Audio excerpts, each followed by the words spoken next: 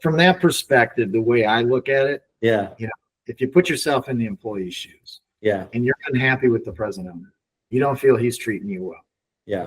and you come in tomorrow and there's a new owner, and the new owner says, "Hey, everybody, blah blah blah blah blah. I'm the new owner, and it's probably more of a breath of fresh air for that employee. Yeah. It's like, okay, I get to start my relationship from scratch with this new buyer, and maybe I should give them a chance." Okay. Right. Got it. And then there's other aspects that you can do, as a new buyer too. You can say, okay, there's retention bonuses, or as a sellers oftentimes will put in retention bonuses, just to sweeten the pot on the deal. They tell the seller, if, I'm giving, my top, 4 key employees a $10,000 bonus if they stay 6 months out of what I put in my pocket. Makes sense.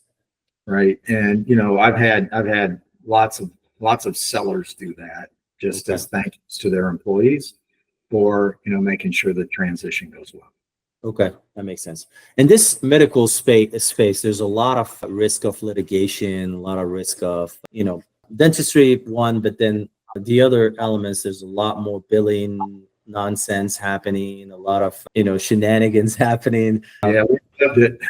Yeah, so give us an example, and then give us an example of situation, and then how do you think a buyer can avoid those situations, especially on the billing side? Because we had an example in our community where it was a really nasty, terrible situation. So give me your example, and then give me what do you think a buyer should do to alleviate for that risk? Well, I'll jump to the second question first. Sure. Because Yeah. the billing stuff's more personal. But to protect yourself from past litigation, obviously the easiest way to do it is just an asset sale. Yeah. Right.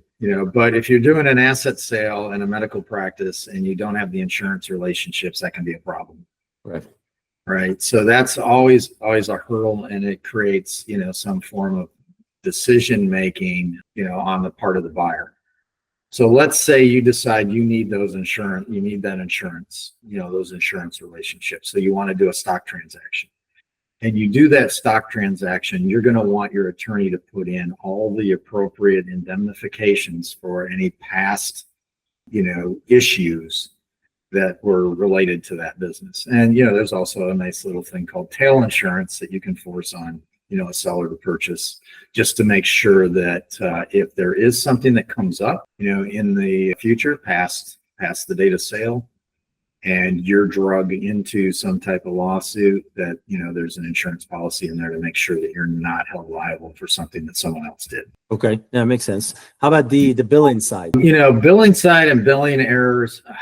I mean, it's amazing the stuff that's going on right now. And if you're not checking your billing and your billing codes, do it.